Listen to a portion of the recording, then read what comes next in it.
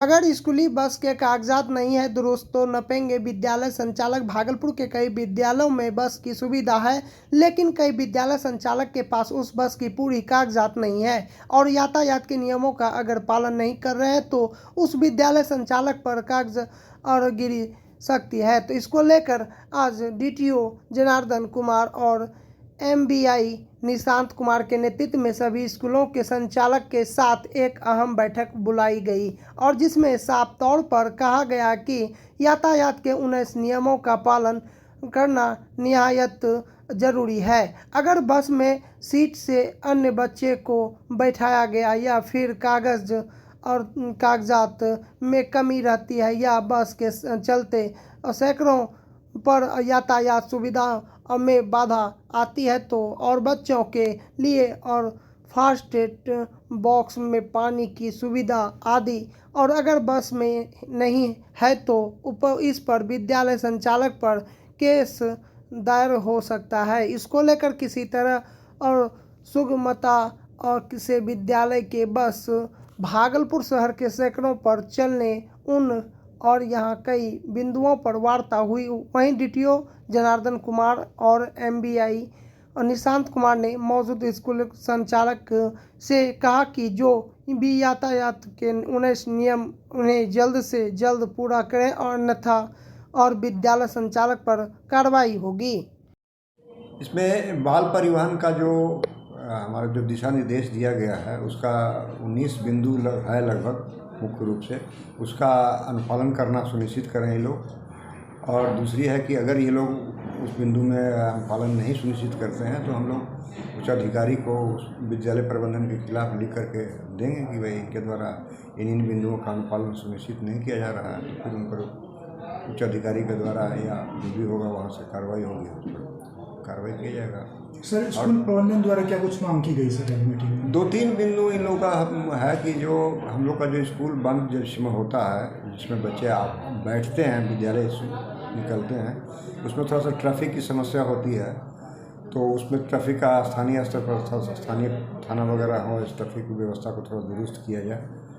और दूसरा था कि जो कुछ मनचले आसपास में रहते हैं उन पर भी थोड़ा सा नियंत्रण किया जाए ये। और तीसरा जो मुख्य मांग था कि जो बाहरी गाड़ियां चल रही हैं, जिनके गार्जियन बाहर से जो गाड़ियां आती हैं उन पर गार्जियन को थोड़ा सा ये किया जाए, सेमिनार हम लोग करेंगे और आपके मतलब मेरे माध्यम से उनको कुछ संबोधन किया जाए। तो इसके लिए मैं बोला कि ठीक है, आप जब भी बैठक कीजिए उन लोगों का, मैं आ करके उनको बताऊँगा क्या क्या करना है नहीं करना। ये हमारा मुख्य उद्देश्य था कि इस बैठक का कि ये जो बाल परिवहन व्यवस्था इसको सुदृढ़ सके। भागलपुर सांसद अजय मंडल ने भारतीय जनता पार्टी पर किया तीखा प्रहार। कहा, भारतीय जनता पार्टी 2024 के लोकसभा चुनाव में राम राम सत्य हो रही है। यह चुनाव बीजेपी का है अंतिम यात्रा। भारत में आगामी 2024 के आगामी लोकसभा चुनाव को लेकर तमाम दलों की पार्टी की चुनावी और सरगर्मी तेज हो गई है और एक तरफ जहां भारतीय जनता पार्टी आगामी लोकसभा चुनाव में फिर से और प्रधानमंत्री नरेंद्र मोदी के नेतृत्व में मैदान में डटे हुए हैं, वहीं दूसरी तरफ और 28 दलों के और महागठबंधन इंडिया अलायंस मिलकर नरेंद्र मोदी को हराने के लिए एकजुट हो गई है। भागलपुर के जदयू सांसद अजय मंडल ने बीजेपी को 2024 लोकसभा चुनाव में राम राम सत्य कहकर और सत्ता से अंतिम यात्रा कर देने की बात कही। उन्होंने कहा कि चुनाव बीजेपी का अंतिम यात्रा है। सांसद अजय मंडल ने कहा कि यह और भारत के प्रधानमंत्री नरेंद्र मोदी ने जिस और तरह से दलित समाज के आरक्षण को खत्म करने और भीमराव अंबेडकर की लिखी और संविधान को खत्म करने की बात कहे वह और कहीं से सही नहीं है। साथ ही मोदी पर तंज करते हुए और उन्होंने कहा कि वह देश को और बेचने का काम कर रहे हैं। इस तरह से इंडिया बेस और भारत हो रहा है, इस पे क्या कहना चाहेंगे आप? देखिए, इंडिया बेस भारत हो रहा है, जिनकी आदत रह चुका है वचन बदलने का, वो तो कुछ भी बदल सकते हैं।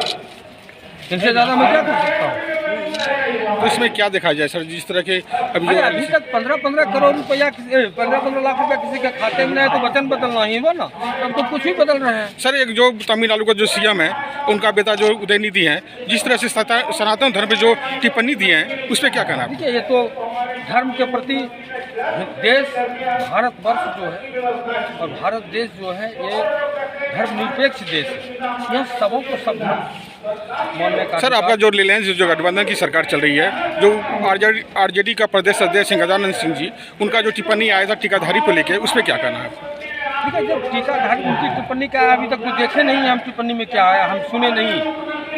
अगर हमको आप बता दो तो हम बता देंगे उनका अर्थ। स्कूटी सवार युवक की सड़क दुर्घटना में मौके पे हुई मौत, एक स्थिति नाजुक। भागलपुर पुलिस जिला नवगोछिया के प्रवत्ता थाना अंतर्गत NH 80 पर विक्रमशिला सेतु मार्ग के गड़ैया चौक के समीप अनियंत्रित कंटेनर की चपेट में आने से स्कूटी सवार एक युवक की मौके पर ही मौत हो गई। बताया जा रहा है कि स्कूटी पर 2 युवक सवार थे और जो भागलपुर से चलकर अपने और घर लौट रहे थे, जो कि युवक की पहचान नवगोछिया निवासी राजेश कुमार शाह व उमाशंकर कुमार का पुत्र बताया जा रहा है। घटना की जानकारी मिलते ही प्रवत्ता थाना की पुलिस ने आनन फानन में दोनों युवक को और अस्पताल पहुंचाया। वहीं दूसरी तरफ कंटेनर व स्कूटी को जब्त कर प्रवत्ता थाना लाया।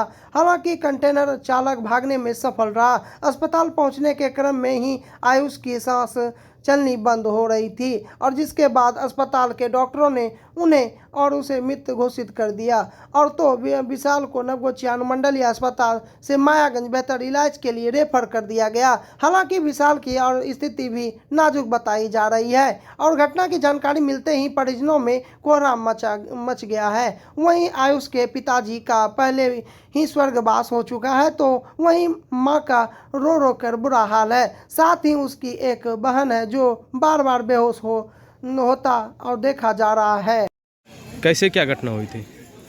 हमें उतनी खास जानकारी नहीं है, लेकिन दोनों दोस्त साथ में जा रहे थे भागलपुर की ओर। वहाँ आने में ऐसी घटना हुई कि जाने में ये भी मुझे अच्छे से पता नहीं है, लेकिन क्या बताया जाए।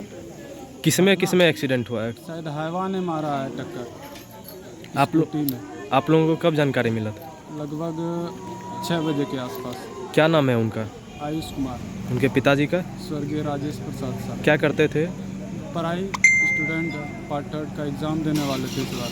आज भागलपुर किस लिए जा रहे थे? किसी दोस्त से मिलने जा रहे थे। उनके साथ कौन था? उन्हीं का दोस्त विशाल कुमार। उसका अभी क्या स्थिति है? वो कंडीशन ठीक है, उसको मायागंज रेफर कर दिया गया है। आपका नाम? मेरा नाम प्रिंस कुमार। मैं आप इसका बड़ा भाई। किसके? आयुष कुमार के बड़े भाई। क्या नाम है आप? प्रिंस कुमार।